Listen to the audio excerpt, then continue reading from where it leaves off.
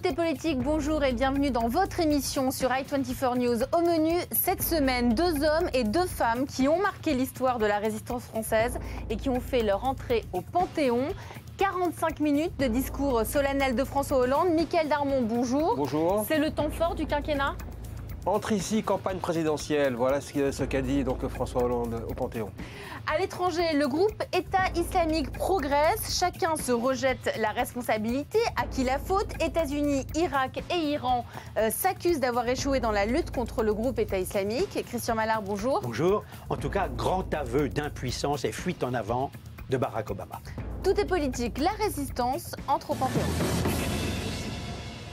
À ses yeux, c'est l'une des journées les plus importantes, sinon la plus importante de son quinquennat. François Hollande a donc préparé avec soin cette journée du 27 mai, l'entrée dans le temps des grands hommes, Pierre Brossolette, Geneviève de Gaulle, Antonios, Germaine Tillion, Jean Zay. On écoute d'abord le chef de l'État. 2 femmes, ces 2 hommes, si chacun singulier, ont été gouvernés par les mêmes forces, animés par les mêmes passions, soulevés par le même idéal, unis les uns les autres par le même dépassement, indissociablement soudés par le même amour, l'amour de leur patrie.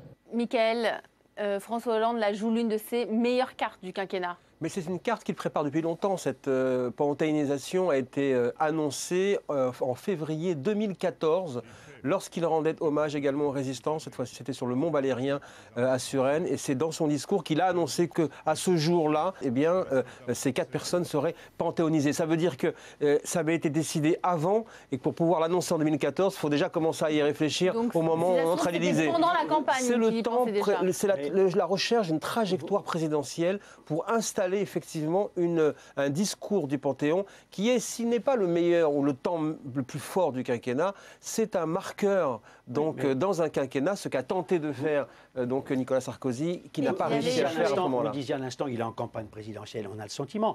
C'est un homme aujourd'hui qui entre en campagne, qui est préoccupé, on le voit bien, par sa postérité, et il veut devenir déjà François II, François Mitterrand II. C'est un peu ça qu'on a dans il veut devenir surtout mandat 2, hein, c'est-à-dire être déjà réélu, mais surtout, ce qui est important aussi pour lui, parce qu'on va quand même lui donner, de ce point de vue-là, une conviction par rapport à ce qu'il a fait.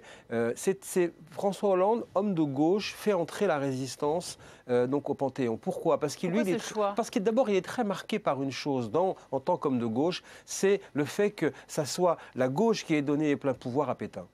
Et ça, c'est quelque chose qu'il a toujours marqué dans l'histoire de son engagement politique. C'est également une forme de réponse à son père, qui était plutôt un partisan du côté de l'extrême droite. Donc c'est quelqu'un qui, à ce moment-là, avec cette opération au Panthéon, certes, il y a une part du cerveau qui reste, et on va en parler, bien évidemment, connecté sur 2017. Mais également, il y a aussi la gestion d'un rapport à l'histoire, bref, un exercice d'historiographie, parce qu'il a également dressé des passerelles avec le présent. Avec résistance aujourd'hui, avec l'actualité qui nous concerne, résistance à l'antisémitisme, résistance au terrorisme islamique, c'est ça aussi le message. Oui, c'est ce qu'il c'est ce qu'il a voulu dire. Il a dressé des passerelles entre l'histoire et le temps présent pour pouvoir également tenter de transmettre, et c'est là la grande difficulté, à la jeune génération, ce que signifient également ces valeurs, ce que signifie ce Panthéon de la République, parce que c'est paradoxalement le lieu qui diffuse le moins de pédagogie donc à l'égard de la société française et des jeunes Français, alors qu'il est présenté comme étant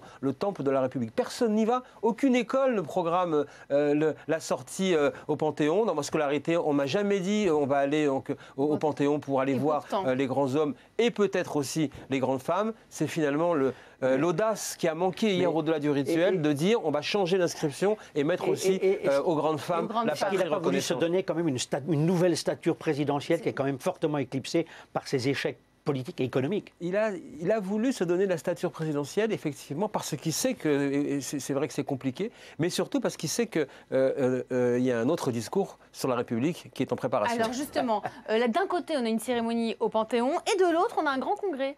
cette semaine avec Nicolas Sarkozy? Je dirais que d'un côté, il y a eu une cérémonie sur les valeurs de la République, et de l'autre, il y a le lancement d'une marque. Nicolas Sarkozy qui n'a pas assisté à cette entrée et qui au Panthéon. était invité. Et qui était invité. Et qui était invité. Mais ça, c'est courant d'inviter les anciens présidents. On va dire que c'est le protocole, mais le protocole a permis de piéger quelque part l'ancien président, ça suffit parce qu'il n'est pas venu. Il a été invité, il n'est pas venu, alors que lui aussi, justement, il dépose la marque Les Républicains, ce qui est autre chose évidemment qu'un discours au Panthéon. Mais on imagine fort bien que Nicolas Sarkozy, tel qu'on le connaît, ne pouvait pas assister au discours de François Hollande, donc, alors qu'il n'arrête pas de le brocarder, de l'étrier à longueur de tribune. Et puis lui, on lui avait refusé l'entrée au Panthéon d'Albert Camus. Et c'est surtout parce que ça lui rappellerait de mauvais souvenirs. Il a tenté de transférer les cendres de Camus. Est-ce que les Français ne sont quand même pas dupes? On voit bien aujourd'hui qu'entre Hollande et Sarkozy, voilà deux hommes aujourd'hui qui essayent de s'approprier l'étiquette républicaine. Est-ce que c'est là l'enjeu du combat, alors qu'on a mille problèmes à résoudre? Oui, bien entendu, mais l'enjeu du combat, il est aussi pour ces hommes-là d'être là où ils peuvent être en situation de régler les problèmes. C'est de la politique. C'est aujourd'hui, on est rentré dans la phase du combat politique. Ces deux hommes-là, et Hollande et Sarkozy, actuellement, au jour où l'on parle, ne sont pas désirés par la société française. Ni l'un ni l'autre. Donc il va y avoir, ils ont un problème de conquête. Et ils ont le terrain, on va dire, escalité. Un président en exercice, un ancien président en exercice qui a inventé le mandat post-présidentiel, qui revient, qui refonde une partie qui va être plutôt une boîte à primaire qu'un parti politique, mais avec un nom qui effectivement clive, pose problème, fait en sorte d'ailleurs qu'un nouveau front de divergence est ouvert entre Nicolas Sarkozy et l'ensemble de la société, puisque l'opinion en général ne trouve pas normal de donner le nom républicain à un parti politique. Mais lui, c'est pas grave, il continue, il y va quand même, peu importe ce qu'on dit, l'essentiel c'est ce qu'il pense, et à partir de là, bien, on verra en 2017. Vous pensez que les deux mal-aimés pourraient chanter « Nous sommes les mal-aimés », ils vont pouvoir retourner la situation à leur faveur? Je ne sais pas s'ils retrouveront la fameuse couverture de Paris Match en 2004, où ils ont 2 ans ensemble avec le même costume. Ils ont 2 ans et nous aussi, donc ça va être formidable. Allez, tout est politique. Le groupe État islamique, la fuite en avant d'Obama. Le groupe État islamique n'en finit plus de gagner du terrain. Après Ramadi et la cité antique de Palmyre, les djihadistes se sont emparés du poste frontière entre la Syrie et l'Irak. Le gouvernement américain, critiqué sur son absence de stratégie, renvoie la balle dans le camp irakien. Je vous propose d'écouter Ashton Carter, le ministre de la Défense. Il a eu des mots très durs contre l'armée. Ce qui s'est passé, c'est que l'armée irakienne n'a montré aucune volonté à combattre. Ils étaient largement plus nombreux que Daesh, mais ils ont quand même perdu la bataille et ils se sont retirés. Il y a un manque de volonté de la part des Irakiens à combattre Daesh et à se défendre eux-mêmes. Christian, à qui la faute? La faute aux Américains. Moi, je pense qu'ils ont une grande part de responsabilité parce que c'est eux qui encadrent depuis longtemps l'armée irakienne, beaucoup de sunnites, mais qui ne sont pas à la hauteur, c'est vrai. Et ils ont été incapables de faire quoi que ce soit sur le terrain. Ils ont laissé des armements les plus sophistiqués aux mains de Daesh. Alors maintenant, on entend le son de cloche iranien qui est très important par le biais de Qassem Soleimani. Qui est Qassem Soleimani? C'est le commandant des forces armées, le bras droit de l'Iran, forces armées Al-Quds. Qu'est-ce qu'il dit? Il dit, mais pour moi, les Américains n'ont rien fait pour aider les troupes irakiennes à lutter, à gagner Ramadi. Donc lui aussi jette la pierre sur les Américains. Alors maintenant, ce qui est intéressant, c'est qu'il y avait une alliance de fait sur le terrain contre l'État islamique, entre les États-Unis et l'Iran. Et on commence à s'apercevoir que là, il y a quand même un gros clivage entre les deux déclarations, celle de M. Ashton Carter et celle de Hassan Soleimani. Résultat, le régime irakien, qui est complètement inféodé à l'Iran, qu'est-ce qu'ils viennent de faire? Ils disent, écoutez, envoyez les milices chiites pro-iraniennes. Et là, ça va poser un problème parce que ceux qui étaient prêts à se battre contre Daesh parmi les sunnites aujourd'hui, ils disent, nous, on ne veut pas entendre parler de ces chiites pro-iraniens. Donc tout ça fait le jeu de Daesh. Et peut-être qu'un de ces jours, on n'en est pas là, certes, Dieu merci, mais ils pourront prendre Bagdad. C'est ça l'inquiétude. C'est la prise de Bagdad, comme il y a la prise de Damas qui est possible aussi en Syrie. Alors que dit Obama? Obama, au milieu de tout ça, il dit on ne change pas de stratégie, on n'envoie pas de troupes au sel. Il y a un problème avec la stratégie, manifestement. Il y a un problème avec la stratégie. Si vous avez écouté... Pourquoi Obama prend-il aussi cher? C'est quand même son prédécesseur qui a quand même posé toute la situation. Écoutez, Obama, quand vous reprenez rapidement... ça y est, Obama, c'est le diable incarné. C'est quand même... Son prédécesseur a fait des grosses erreurs. On est d'accord. On est d'accord. D'énormes erreurs de George W. Il est le responsable du chaos. Je voudrais quand même vous citer des propos d'Obama le 14 novembre 2011. Je veux bien que tout le monde adore Bush parce que il défendait Michael, le 14 novembre 2011. Valeur, mais en tout cas, il a fait le chaos. On est d'accord là-dessus. Bush, gros fautif. Mais M. Obama n'a pas compris l'histoire. Attendez, si. M. Obama n'a pas compris l'histoire. Le 14 novembre 2011, je voudrais quand même vous renvoyer à son discours de ce jour-là. Au moment du retrait des troupes américaines d'Irak, il dit, écoutez, M. Obama dit les choses suivantes. Il dit, les États-Unis laissent derrière eux un pays souverain, stable, qui peut compter sur un gouvernement représentatif. Quand vous voyez ce qui s'est passé entre ce moment-là et aujourd'hui, franchement, on voit bien que l'histoire lui donne tort. Alors, c'est vrai qu'il y a deux fautifs dans cette histoire. Il y a Bush, qui a voulu faire de l'Irak, qui pensait qu'on pouvait faire de l'Irak un État. Et puis il y a tous ceux qui l'ont soutenu dans cette guerre. Non, mais on est bien d'accord là-dessus. Tous ceux qui ont cru qu'il y avait un lien immédiat entre les attentats du 11 septembre et Saddam Hussein, alors qu'il y en avait pas. Massive, et puis un Obama, mais il n'y avait aucune preuve. Colin Powell s'était fait avoir à l'époque. Occident qui a tellement adoré entendre Bush on est d'accord. Heureusement que la France ne l'a pas fait. Mais on a deux présidents qui se sont succédés, qui sont deux, je suis désolé, mauvais présidents, et on paye le prix de leurs erreurs. Bon, alors maintenant, une fois que vous avez dressé ce constat, on va faire quoi? Ah bah pour l'instant, moi je suis... Obama, pardon, du coup, va faire quoi? Écoutez, si j'en crois les stratèges américains... Et la stratégie de la coalition internationale? C'est de dire qu'il faut envoyer, malheureusement, des troupes au sol. Vous êtes très pour les troupes au sol. Non, c'est pas moi. Je cite les plus hauts... Non, je ne suis pas un warrior du tout, pas du tout. Je cite les plus hauts stratèges américains. Il y avait une interview récemment dans le Figaro du général Barbero, qui était le commandant des forces armées irakiennes en 2006-2007. Il dit, moi je suis catastrophé aujourd'hui par la stratégie d'Obama. Il faut réviser de façon drastique, donc troupes au sol, c'est ce que disent les experts. Oui, mais il faut envoyer, il faut déjà que la coalition arabe, que les Arabes... Pardonnez-moi Christian, avec tout le respect, vous connaissez parfaitement et intimement le système politique américain. Depuis quand on s'étonne du fait qu'un démocrate s'occupe d'abord de son pays? Non. Ils ont toujours été pour le repli, les démocrates. Oui, ils ont toujours été pour le repli. Mais d'ailleurs, Obama était écrit depuis le départ, depuis son arrivée à la Maison-Blanche, qu'il s'occuperait des Américains. C'est vrai qu'on ne peut pas dire qu'il a menti, il avait annoncé la couleur. Alors, ça, là-dessus, je suis d'accord.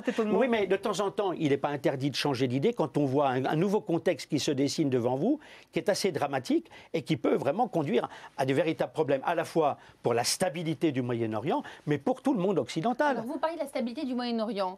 Israël, dans tout ça, là, on entendait cette semaine le chef du Hezbollah par la voix de Nasrallah qui dit aussi qu'il faut à tout prix s'occuper du groupe État islamique pour essayer d'éviter sa propagation dans la région.